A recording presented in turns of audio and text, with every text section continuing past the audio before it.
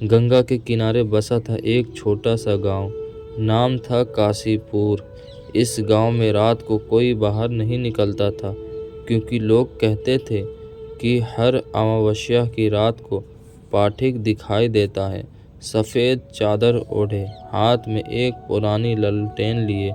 वह गांव के बाहर बने प्राचीन शिव मंदिर की ओर जाता और फिर गायब हो जाता। गांव वाले उसे रात का पाठिक कहते। कोई नहीं जानता था कि वह कौन है, कहाँ से आता है, यह क्या चाहता है। काशीपुर में रहता था रवि, एक जिज्ञासु नौजवान। वह इस कहानी को अंधविश्वास मानता था। एक दिन अमावस्या की रात को उसने ठान लिया कि वह इस रहस्य को सुलझाएगा। रवि ने अपनी जेब में एक छोटा सा ताबीज़ डाला जो उसकी माँ ने उसे बचपन में दिया था, और मंदिर की ओर चल पड़ा। रात के सन्नाटे में केवल झिंगुरू की आवाज़ थी। मंदिर के पास पहुंचते ही रवि ने दूर से एक रोशनी देखा। सफ़ेद चादर में लिपटा एक आकृति धीरे धीरे मंदिर की सीढ़ियों की ओर बढ़ रहा था। रवि ने हिम्मत जुटाई और चुपके से पीछा किया। मंदिर के पास पहुंचकर पाठिक रुक गया। उसने ललटेन को जमीन पर रखा और मंदिर के पीछे एक पुराने बरगद के पेड़ की ओर बढ़ा। रवि ने देखा कि वह एक छोटा सा गड्ढा था। पाठिक ने उसमें एक पुरानी तस्वीर निकाली और उसे चूमकर रोने लगा। रवि हैरान था, यह भूत प्रेत नहीं बल्कि कोई इंसान था। अचानक पाठिक ने रवि की ओर देखा। उसकी आंखें उदास थी, लेकिन चेहरा जाना पहचाना था। रवि ने हिम्मत करके पूछा, आप कौन हैं? हर अमावस्या को यहाँ क्यों आते हैं?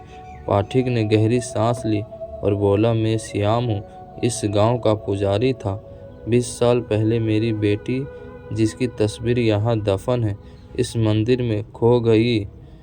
मैं उसे ढूंढने हर अमावस्या को आता हूँ, क्योंकि उसी रात वह गायब हुई थी। लोग मुझे भूत समझते हैं, पर मैं एक बाप हूँ जो अपनी बेटी की तलाश में भटक रहा हूँ।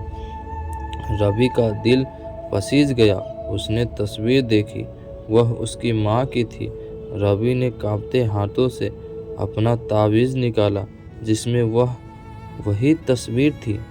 वह बोला, मैं रवि आपका पोता हूँ। माँ मुझे बताया करती थी कि उनके पिता एक पुजारी थे जो उन्हें मंदिर में छोड़कर गायब हो गया। श्याम की आंखों में आंसू छलक आए। उसने रवि को गले लगाया। पता चला कि उस रात श्याम अपनी बेटी को बचाने के लिए एक डाकू से भिड़ गया था और बेहोश हो गया था। जब होश आया तो बेटी गायब थी। उसने सोचा कि वह मर चुकी है, और तब से वह अमावस्या को उसकी याद में मंदिर आता था। उस रात रवि ने अपने नाना को घर ले जाकर अपनी माँ से मिलवाया। गांव का रहस्य खत्म हुआ और एक पिछड़ा परिवार फिर से एक हो गया। रात का पाठिक अब भटकता नहीं था, क्योंकि उसकी अपनी बेटी का प्यार और एक नया परिवार पा लिया था।